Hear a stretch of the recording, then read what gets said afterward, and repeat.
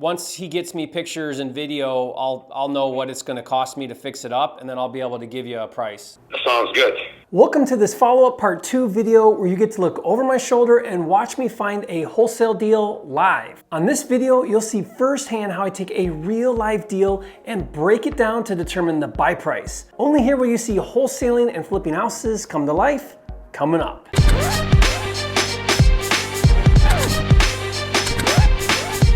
For a limited time, you can get a free copy of Jerry Norton's Quick Start Kit with everything you need to flip your first house in 30 days or less. Download it now at myquickstartkit.com. Hey, if you're new here to the channel, I'm Jerry Norton with FlippingMastery.com, and this channel is all about ways to help you make money wholesaling and flipping real estate so you can live your dream life. Be sure to subscribe and turn on the bell notifications so you don't miss new videos. Recently, I released a video where I showed you one of my favorite deal finding strategies where I call for rent posts on Craigslist.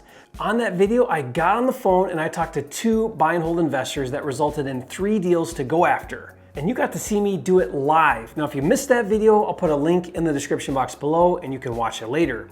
Well, several of you asked for a follow-up video showing what happened with those leads. So on this video, I'm gonna share with you what transpired with the first lead who had a house he wanted to sell that had a fire from tenants who were growing marijuana. Now let's cut to that call.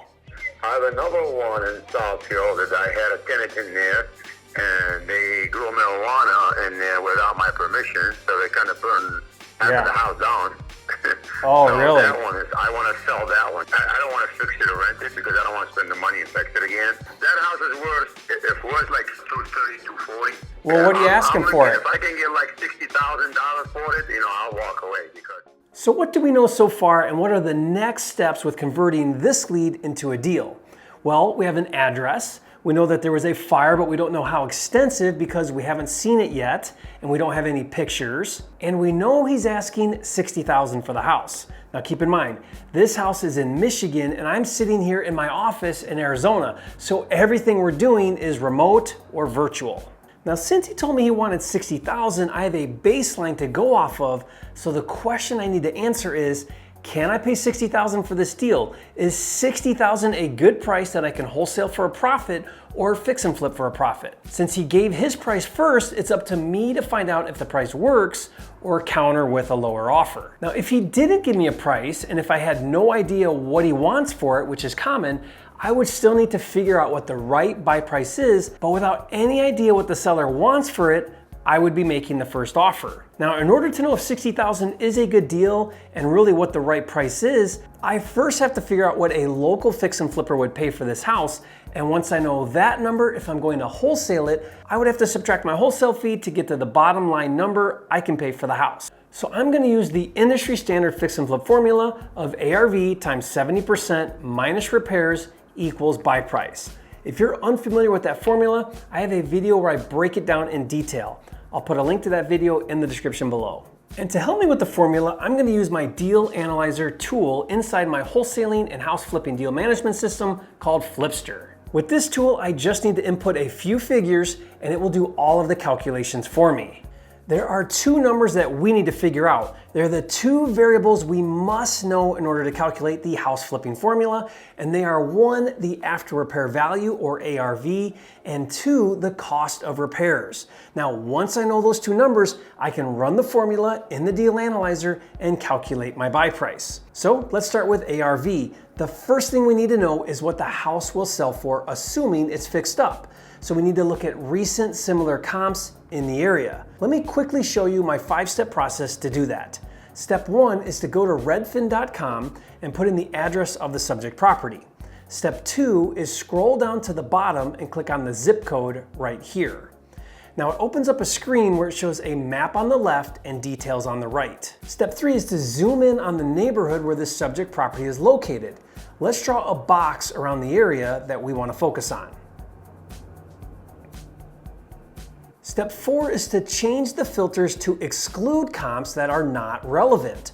Our goal is to narrow it down to like 5 to 10 comps. Now let's go through those filters now. First, switch from active to solds, then click house, so we're only looking at single family homes. Next, let's put minimum bedrooms at 3 bedrooms to exclude any 2-bedroom homes. Next, let's create a range for the square footage. Since our subject property is almost 1,500 square feet, we'll do a minimum of $1,250 and a maximum of $1,750. Next, under home amenities, put 2 stories so we remove any ranches, and then click must have garage and must have a basement. Step 5 then is to narrow it down and find the most relevant comps. Now ideally find 5 to 6 relevant comps and take the average. This comp here is the most relevant. It's very similar to our house and it's right close by, only a few blocks away. So after looking over the comps, I feel pretty good about $225,000 as the ARV. So going back to the deal analyzer, let's update the ARV to $225,000. The next number we need is the cost of repairs, but we can't figure that out without knowing the condition. Here's how we handle that. Since I'm not local, I'm gonna send someone over to the property to take pictures and video. Now, usually I'll hire a freelance videographer off of Craigslist for like 25 to 50 bucks, but it really can be anyone. I just need a good set of pictures and video. Here's what the conversation sounds like. I just need like 200 pictures of the place. And if you could try to do like, macro where you're standing way back where you can see like the whole room or the whole house or whatever. And then also like close up of any issues and stuff. And then can you do like a video tour just with your iPhone, or just kind of walk in the front door and kind of span left and right and then kind of walk through the house? That'd be awesome. Yeah, I got the Google phone, which takes like even better pictures. And oh, cool. I can email you the video at. Perfect. And then maybe get like some shots of the neighbors across the street, kind of up and down the street, so I can kind of see what the street looks like. Yeah, I know. But it's okay. But hey, Andy, it's Jerry Norton. We spoke the other day about your marijuana house. Are you available tomorrow morning? Sure. Once he gets me pictures and video, I'll know what it's going to cost me to fix it up, and then I'll be able to give you a price. That sounds good. So I sent my guy to meet the seller and get me pics and video, and he sent me back a Google Photos link with all the pictures and video. Now with detailed pictures and video, I can get a pretty good idea of my rehab budget. Let me show you. Going back into FLIPSTER, I'm gonna go to the Rehab Estimator tool. Now this tool has already preset cost per unit of pretty much everything in a rehab. So I'm gonna go through each item, I'm gonna put a number in where applicable. Let me review quickly the numbers I used. Keep in mind, I'm ballparking at this point. The only way to get truly accurate numbers is to send contractors to get bids, but I'm not gonna do that yet. And here's why. I don't have the contract yet. I'm just trying to get a good idea if his $60,000 asking price even pencils. If it does, then I'll get a contract with an inspection contingency, and then if I want to get more accurate rehab numbers, I can send contractors to get bids during my inspection window. But I don't want to spend the time to do that yet if we don't even know if the numbers will work and I don't have a contract yet. Okay, going back to the Rehab Estimator, here's what I budgeted per item on the rehab. So first of all, I factored in 3 dumpsters. That's to get rid of all of that debris, all of that, bad drywall, cabinets, bathrooms at $400 a piece. That's $1,200 for dumpsters. And then I'll get into my demo when I get to the inside. For roof, I factored in about 12 square at $300 a square. It gets me to $3,600. Plus I imagine there's some plywood. The roof over the garage looks fine, so I'm mostly factoring into the house, so another $1,500 in plywood. Windows, I don't know if the windows are totally damaged. I'm gonna assume that we're gonna replace all the windows, so I've got $3,600 in new windows. And then some vinyl siding here, I've got another $3,000 budgeted anywhere where that vinyl might have gotten melted or damaged from the fire. And then gutters, I've got some new gutters in here, 450 bucks. And then scrolling along down here, garage door, I've got 2 garage doors at $600 each, so $1,200 in garage doors. And landscaping, I put a budget of $300 in labor and about $500 in some mulch. Just need some minor cleanup. The AC unit on the outside, I'm gonna replace that, about $4,000 for a new AC. Then we're gonna move into the inside here. On my demo, I've got 30 hours at $70 an hour. So that's for like a 3-man crew. So 30 hours for a 3-man crew to go in there and do all of our demo. So I've got $2,100 in demos planned. Drywall, now drywall and framing here, I just put a lump sum number of $4,000 for drywall and $4,000 for framing. Now let me just kind of take a second here. I've got $8,000 to go in here and, you know, replace any charred wood, any damaged wood from the fire, reframe that, and then re-drywall wherever we need to do that. So I feel like that's a pretty healthy budget. Where'd I come up with those numbers? I just ballparked them based on, you know, we're only talking a 1,500 square foot house. We're only talking the areas that got the fire damage. I think that's more than enough budget to fix those items. Paint, it's the way I do paint here is I do $2 a foot for the square footage of the house. So at 1,500 square feet times $2 a foot gives me $3 grand for my paint.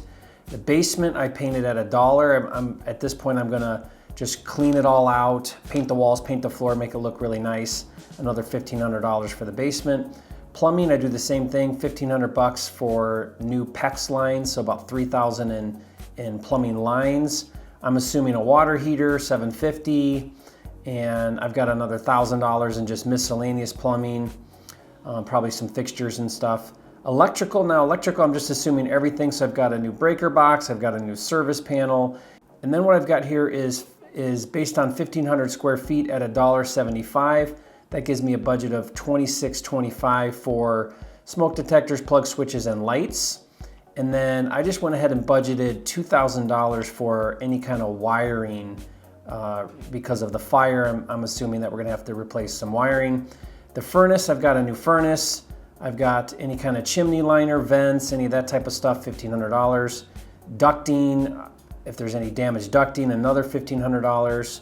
Then going to my kitchen, I've got a total kitchen set of $7,000. Now that's a number that I'm pretty consistent with on a house of this size, about 1,500 square feet. And then for my appliances, I have $1,200 for the stove, microwave, dishwasher, and $1,200 for the fridge. So $2,400 between all the appliances. That gets me stainless steel. And now here's what I did for my bathrooms. We have 2 full bathrooms and 2 half bathrooms. So I broke these out. I can typically get a full bathroom completely redone, tub, surround, vanity, toilet, mirror, kind of everything for about $3 grand. So I've got $6 grand to do the 2 full bathrooms, and then another $1,500 for each half set. So that'll get me, you know, a new toilet, little pedestal, probably vanity, and any kind of miscellaneous stuff like mirrors and stuff. And then let's see, scrolling down here, flooring. So I factored in 1,000 feet at $2 a foot for carpet, so about $2 grand in carpet, and then another $500 in tile, probably the kitchen, maybe some of the bathrooms. So I've got that at $8 a foot, so another $4 grand in tile. So between all my flooring, $6 grand, that feels about right. Now doors and trim, I have another number here. So based on a 1,500 square foot house, to trim out the entire house, I've got it at $2 a foot, so $3 grand will get me new doors and trim and everything. And then scrolling down here, I've got my interior punch list of just another $1,000 for miscellaneous. I've got $1,500 in permits, and then I've got $1,000 in utilities, $1,000 in insurance, and then I just threw another $3 grand on here for just miscellaneous. That's just, you know, unforeseen things that come up that I may have missed or whatever. So I feel like I've got a pretty healthy budget here for $85,000. So my total comes to approximately $85,000. Now I'm gonna go back into FLIPSTER into the deal analyzer, and I'm gonna update my rehab number to $85,000. Now at this point, we've established the fix and flip buy formula. Assuming this property sells for $225,000 fixed up, and assuming the rehab cost is $85,000, following the 70% formula, a fix and flipper would pay $72,000 for this property. Again, if that's unclear how I got to that number, then watch the video in the description where I break down how to calculate the fix and flip buy formula. So if a fix and flipper would pay $72,000 and we know the seller wants $60,000 for it, as it sits, we could make a $12,000 wholesale fee. But not so fast. Here's my next move. I'm gonna call back the seller and find out what his real bottom line is. Now he told me he wanted $60,000, but is that as low as he'll go? I think he's got more room to come down. Maybe, maybe not. I won't know unless I try. I mean, I do it and I can pay cash, but I can't pay 60. There's just no way. It just needs way too much work. Now we're out of time, but be sure to watch the next video, because on that video, you'll be able to listen in and watch me as I call up the seller and I try and negotiate him down. Once I find out the lowest he'll go, I'll need to get a contract with a 10-day inspection contingency. This is really, really important. I'm gonna need him to agree to put a contractor's lockbox on the property and agree to give me access. Why? Because during the 10 days, I'm gonna try to do two things. One, get contractors over to verify the extent of the damage and validate my 85,000 rehab number. And two, I'm gonna send cash buyers over there as well to see if I can establish the cash buyer price and maybe even find my buyer. That's a lot to happen in 10 days, and we need a lot of things to go our way. Now, not all deals work out, so we'll keep this one moving along as best we can and do one thing at a time. In this video, I showed you the tools that I use to analyze deals. If you'd like access to the same software and tools to help you organize, streamline, and automate all of the steps to wholesaling and flipping houses, be sure to check out FLIPSTER, the #1 wholesaling and house flipping deal management system on the market. To learn more and see it in action, just go to getflipster.com. And hey, if you found a hands-on, look over my shoulder video like this helpful, do me a favor, hit that like button and leave a comment and let me know if you'd like to see more videos like this one. And if you haven't yet, be sure to subscribe to my channel. I'm dedicated to helping you make more money in less time wholesaling and flipping houses so you can live your dream life. And be on the lookout for the next video in this series. I'm gonna put the link to that part 3 video in the description below. And as soon as it's available, I'll put it right there so you can click on that and watch it as well. And I'll see you on the next video.